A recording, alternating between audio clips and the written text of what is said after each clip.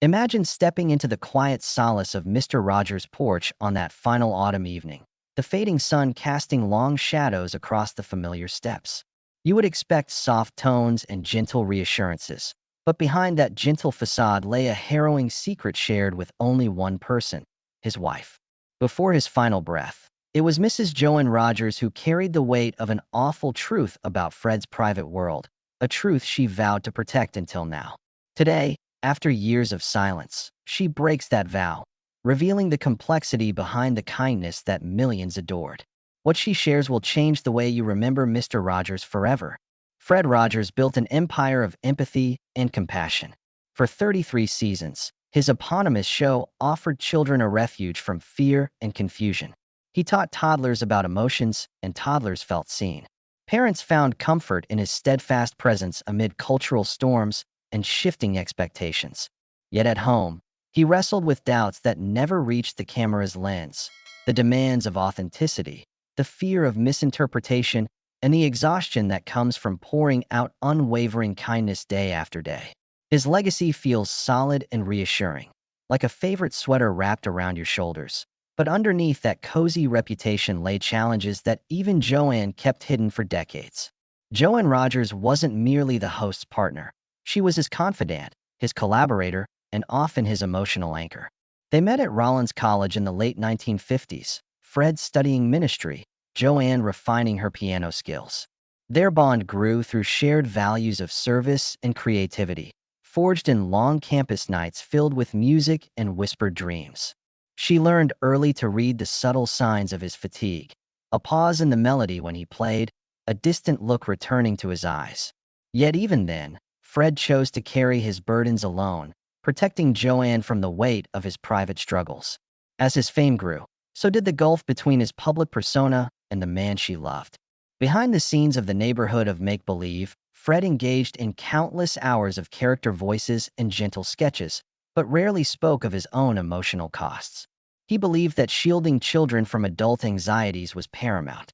Even when network schedules pushed him into back-to-back filming, he kept his own exhaustion hidden. He pushed himself to deliver lesson after lesson, striving to be the unflappable neighbor who always knew the right words. But fatigue is persistent, and eventually it left its mark on his health. Only Joanne saw the toll in quiet moments. The tremor in his hands when he strummed the piano, the way he lay awake contemplating a simple song verse. Then came the diagnosis that would forever alter their lives. In the winter before his final season, a rare form of stomach cancer emerged, masked by Fred's relentless drive to keep smiling for the camera. Instead of rushing to treatment, he confided in Joanne, determined to use his remaining time to finish the work he deemed most important, teaching acceptance and resilience. Joanne became his advocate, his nurse, and his voice when fear threatened to steal his calm. She coordinated doctors, scheduled silent moments of prayer, and shielded him from the tabloids. Her love was the unseen thread that bound his courage together when physical strength faltered. Despite his declining health, Fred refused to let the cameras catch a hint of frailty. Joanne watched him deliver his final episode with unwavering warmth, knowing it would be his last. No public farewell banner marked the occasion, only a simple serenade, a nod to continuity in the face of change. Once the cameras stopped rolling, the private battle resumed. In those final weeks, Joanne sat by his side through endless scans and whispered prayers. In the hospital's sterile hush, they shared conversations he never recorded on tape. Fears about leaving children without their guiding neighbor, regrets for moments they never had, and hopes that the seeds he planted would grow long after he was gone. For years, Joanne stayed silent about those last days. Her public statements clung to positivity. Fred's life was a beacon of light, his faith unbroken to the end. But now, nearly 2 decades later, she has chosen candor over comfort. In her forthcoming memoir, she recounts the nights when he simply wept, the brief glimmers of anger when the disease stole his strength, and the rare arguments born from frustration rather than love. She reveals how he feared that his illness would diminish the message of hope he worked so hard to create, and how she insisted that vulnerability could itself be a lesson. As we prepare to hear Mrs. Rogers' full account, questions linger. How did Fred reconcile his role as a perpetual nurturer with his own need for care? What conversations did they share when the spotlight faded, and what wisdom did he impart in those hushed hours? Section 2 will delve into the untold moments behind closed doors, where love battled illness and hope challenged despair. Get ready to witness a side of Mr. Rogers that only his nearest companion ever saw, and to understand why his final gift might be the raw honesty Joanne is about to deliver. Late at night, after the final curtain fell on his career, Joanne would sit beside her husband in that small living room they kept just for private moments. There, Fred's slippered feet rested on an ottoman as candles flickered on the piano he could no longer play without wincing. This was the arena where the awful truth revealed itself. Fred Rogers, the comforting neighbor adored by millions, was consumed by a terror none of his puppets or songs could soothe, the fear that he had failed to protect himself. When Joanne describes the nights he lay awake, she is haunted by the memory of his whispered confession. What if I vanish and leave every child wondering why their friend got sick? In that vulnerable admission, he exposed a deep anxiety that he had expertly hidden behind calm lessons on sharing and self-worth. Their conversations drifted from the practical to the profound. He worried about routines left unfinished, weekly storytime sessions, puppet rehearsals, even the small ceremony of opening the mailbag. More than once, he fretted over a line in an upcoming episode that he never got to record, haunted by the idea that one omitted phrase might leave a child without reassurance. Joanne listened, her training in music lending a quiet steadiness, but the weight of each new detail pressed on her chest like a leaden blanket. Fred admitted he sometimes envied the simplicity of silence, dreaming of a day when he could lie in grass without the knowledge that a camera crew waited at dawn. The internal tug-of-war between public duty and private miles of exhaustion reached its peak in those unguarded hours. But the most wrenching revelations came when he spoke of identity.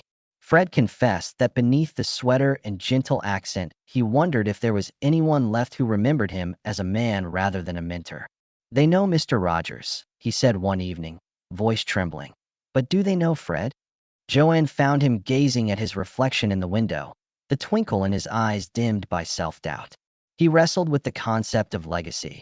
Was it enough to be a distant fixture in living rooms? Or did he long for genuine human connection unfiltered by television screens? In those moments of soul-searching, it became clear to Joanne that the man who preached kindness struggled to extend the same compassion inward. As his illness progressed, Fred faced unspoken conflicts with his faith. He had built his ministry on the principle that every person is beloved in the eyes of God, yet he struggled to reconcile why fate had subjected him to a private horror. Between treatments, he posed questions no sermon could answer. Why must the gentle teacher face a lesson so cruel? What harm did I do to deserve this? Joanna's own heart ached as she watched him pray for strength, only to be met by a silence that seemed to echo his doubt.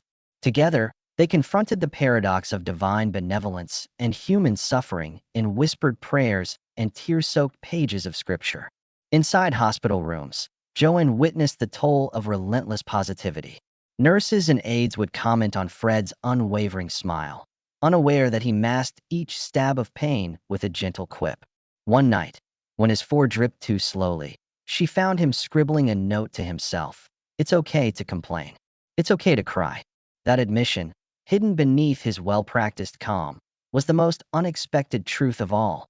For someone who urged children to express their feelings, Fred admitted he had bottled his own pain for fear it would shake their faith in him.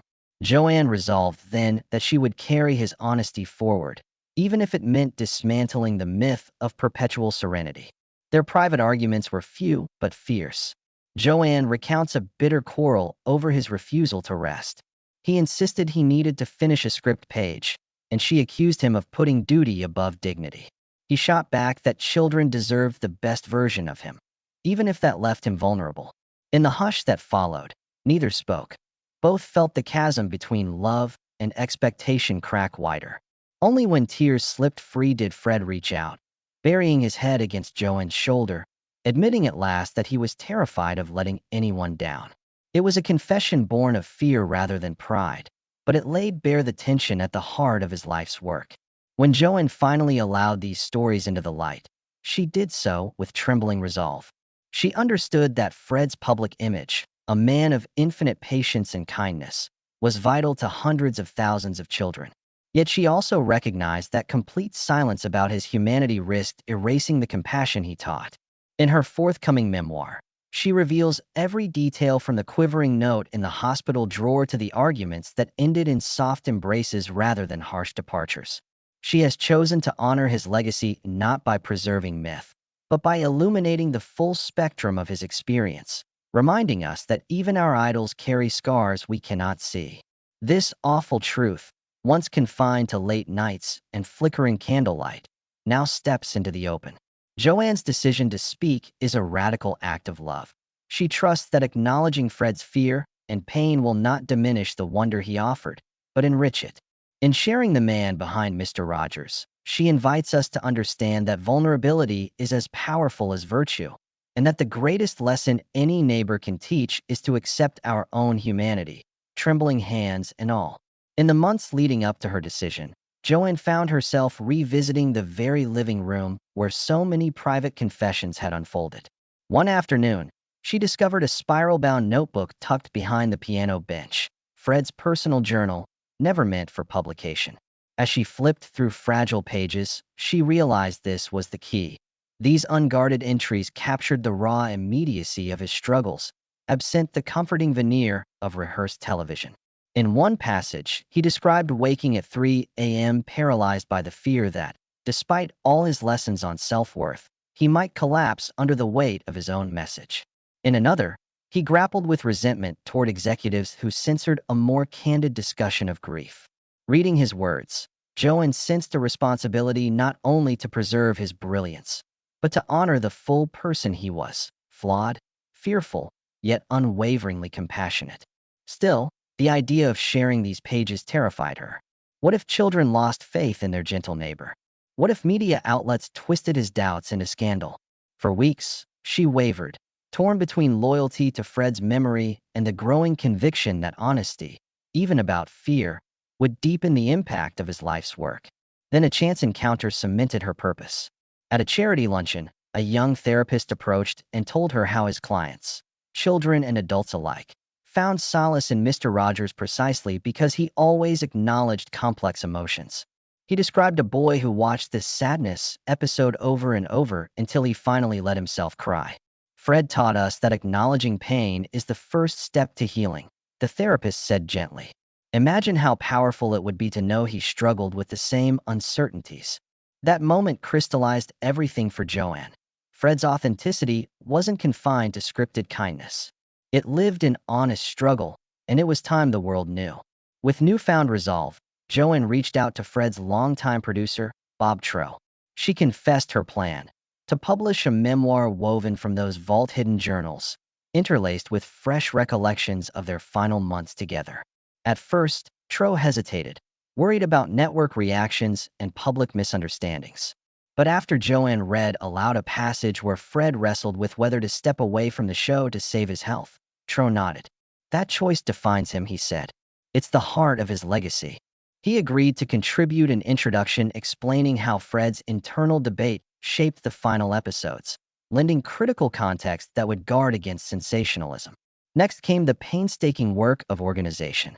Joanne spent late nights transcribing handwritten entries, grouping them by theme: fatigue, faith, fear, forgiveness. She recalled one day in the attic, sunlight filtering through a single window as she sorted pages into piles labeled doubt, defiance, and devotion. On scraps of paper, she jotted meta-notes like explain puppet metaphors or connect to children's letters. Gradually, a coherent narrative emerged, one that traced Fred's journey from confident minister to a man confronting his own vulnerability on a scale he had never anticipated. As the manuscript took shape, Joanne wrestled with what to omit. She chose to leave out a few journal entries too raw for public ears, fragments hinting at childhood insecurities and fears of abandonment she never felt equipped to explain. What remained, however, struck an extraordinary balance: Fred's crises of confidence, his fierce resistance to censorship, the way he alternated between hopeful optimism and private despair. Each chapter paired an unbroadcasted reflection with the on-camera lesson he ultimately delivered, revealing how his art emerged from his humanity.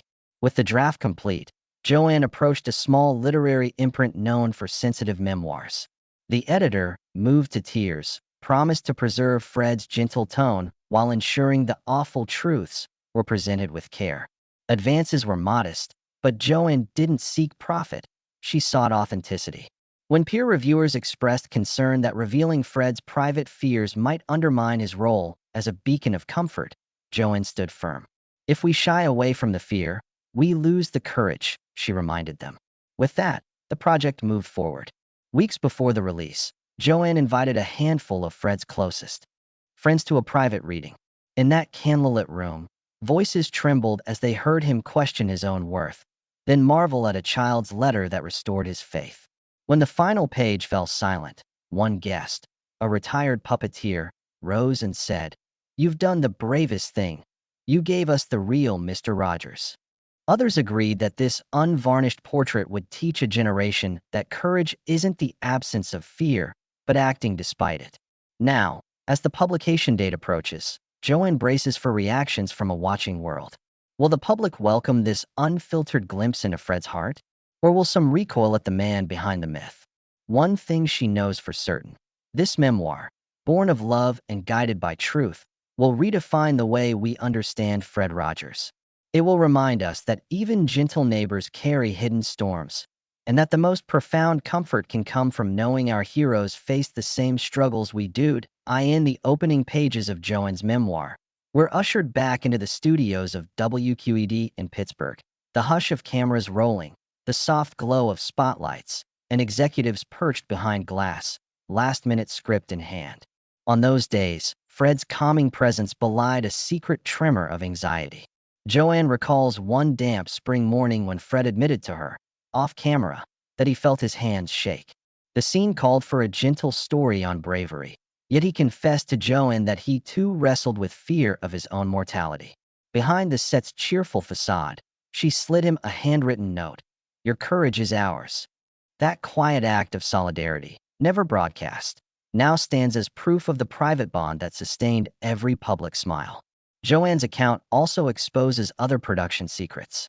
She describes how Fred personally reviewed every puppet's movements, sometimes rewriting entire scenes to prevent the neighborhood from feeling rushed. In his final season, as illness slowed his pace, they began archiving unscripted moments he'd never meant to air. Crew members recorded him on their phones when he spontaneously offered a new song about impermanence at an unused piano. That melody never made the cut until now. Joanne's memoir includes the complete lyrics, offering readers a fresh glimpse of his artistry, tinged by the awareness of limited time.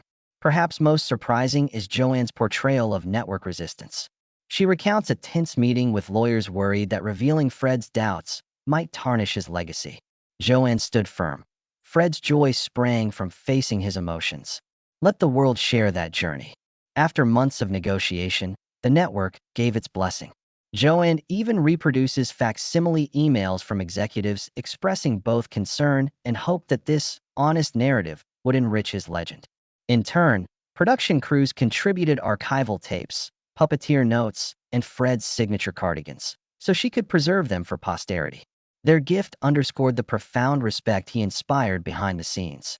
Interwoven throughout are letters from ordinary viewers, hand-drawn cards from grieving children, typed notes from veterans who found solace in his teachings, and postcards from seniors who called Mr. Rogers the one constant in their lives.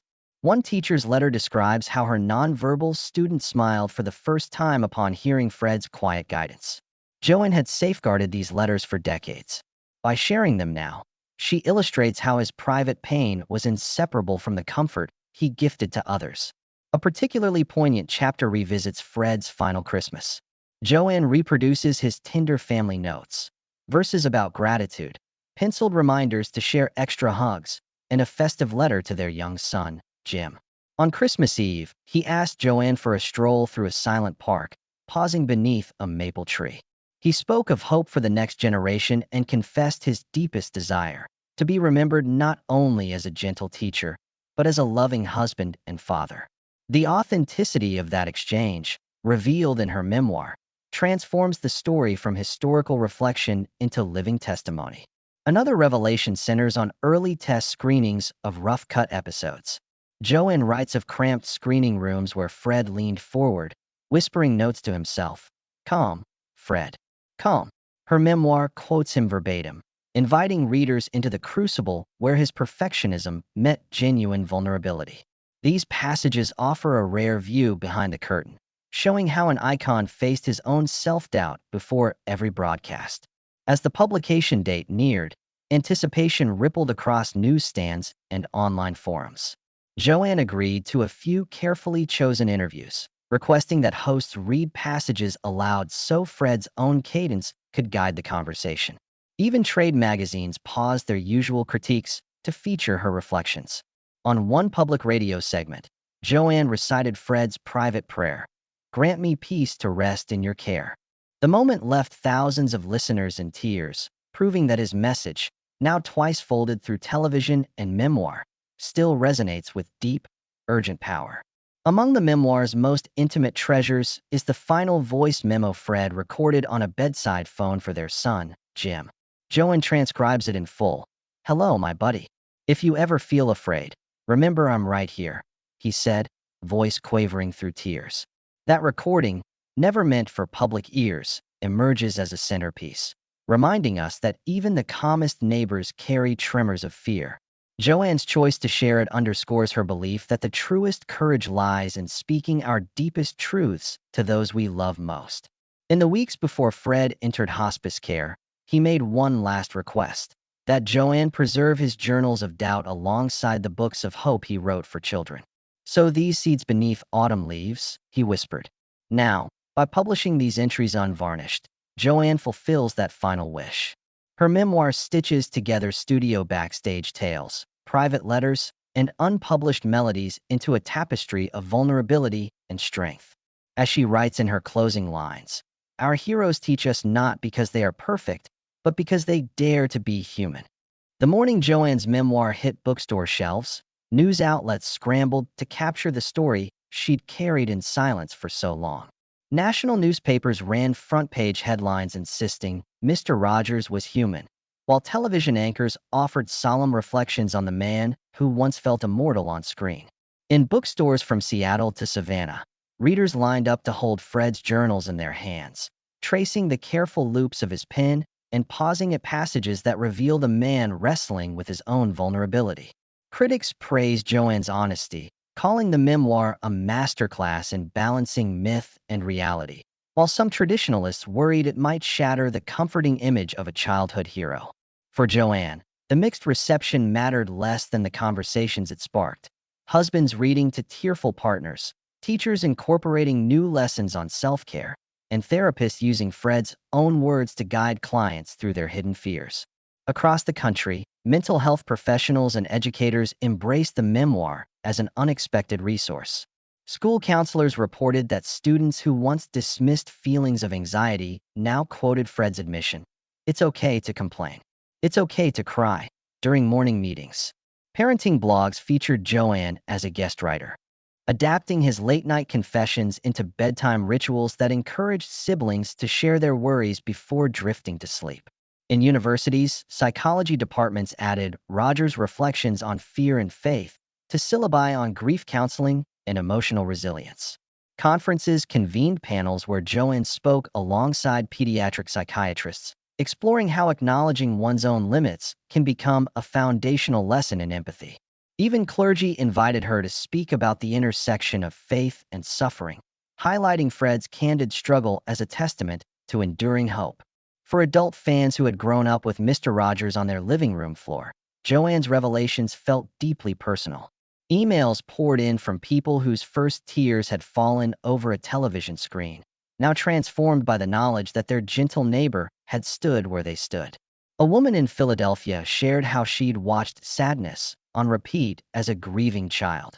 Now, reading Fred's journal, she understood that his persistent message of self-acceptance had been born from his own battles with doubt.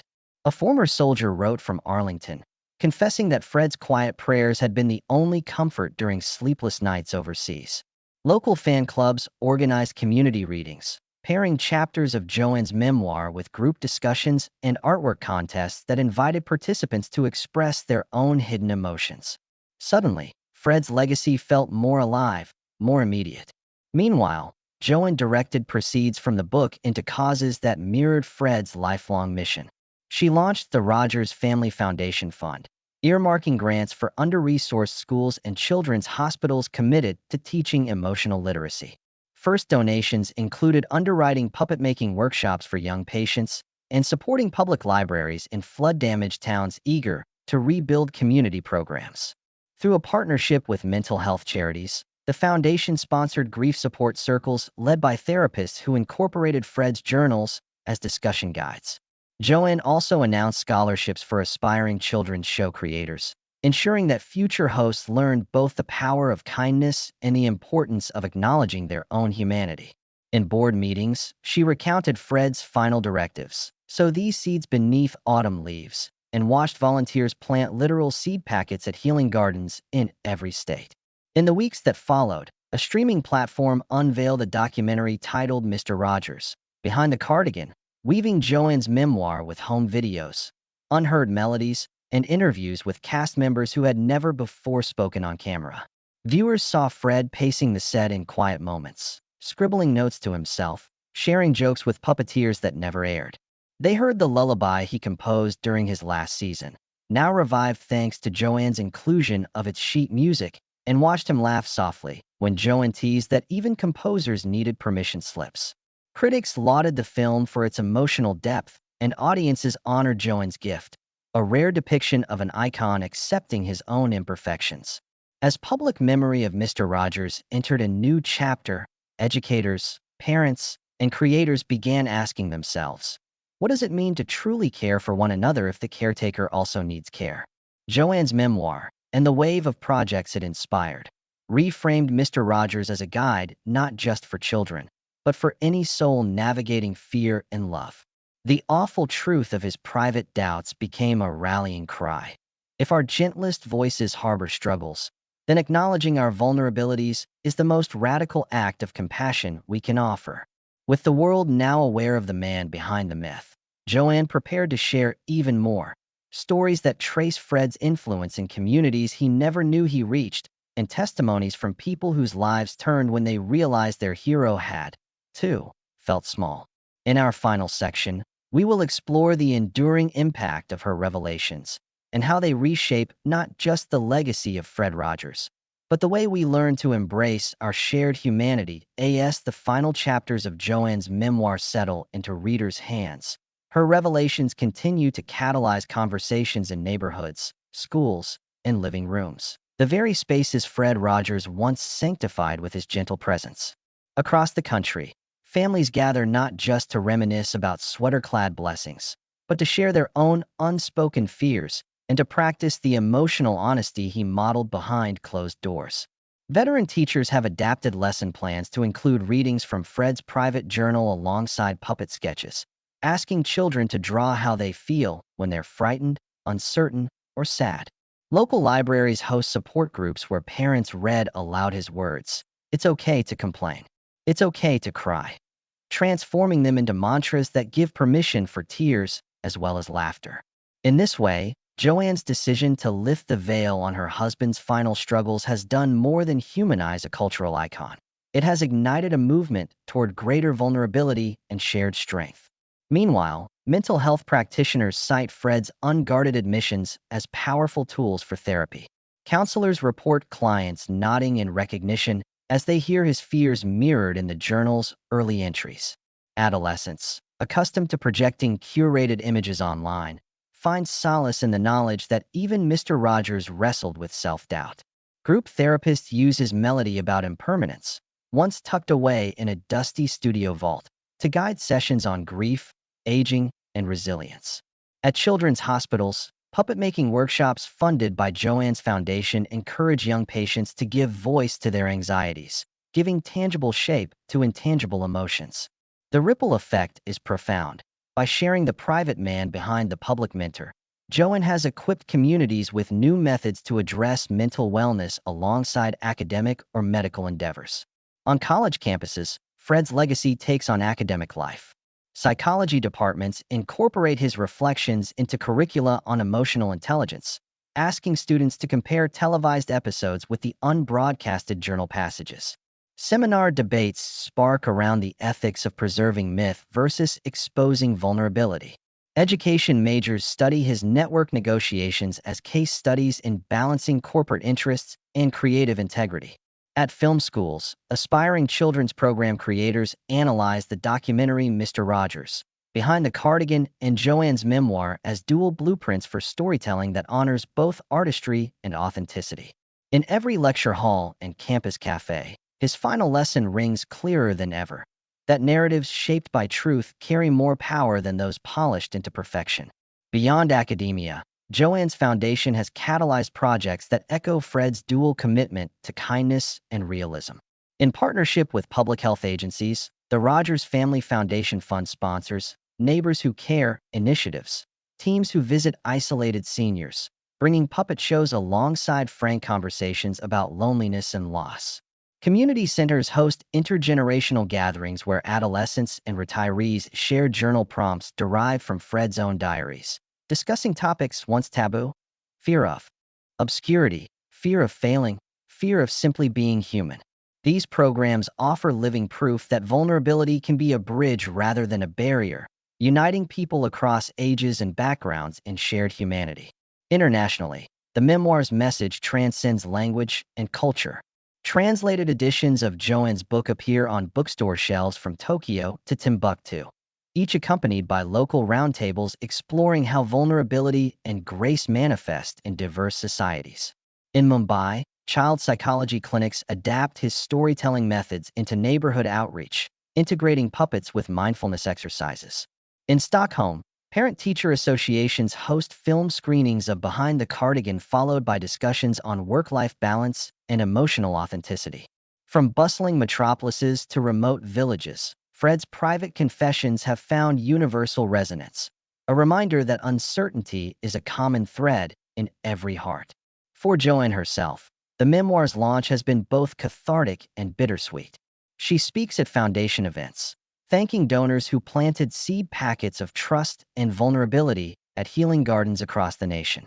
She reads letters from individuals who finally felt permission to share their own secret struggles. A nurse who revealed long-suppressed grief over a patient's death.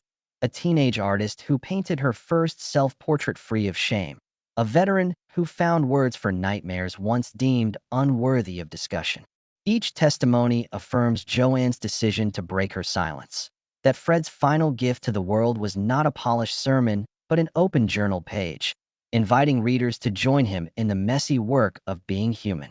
As Joanne prepares for one last public appearance, a memorial concert featuring Fred's previously unreleased piano melody, she reflects on the paradox at the heart of her husband's ministry, that profound comfort often springs from shared admission of fear. In her closing remarks, she plans to quote his private line, "When we face our own trembling hands, we learn to hold each other." It is the culmination of a journey she began decades ago on that silent porch, and it will echo across the candlelit auditorium, uniting listeners in a collective embrace of vulnerability. And so, as the world continues to grapple with uncertainty, be it illness, social upheaval, or personal doubt, the private struggles of Fred Rogers, finally spoken aloud, offer a blueprint for resilience.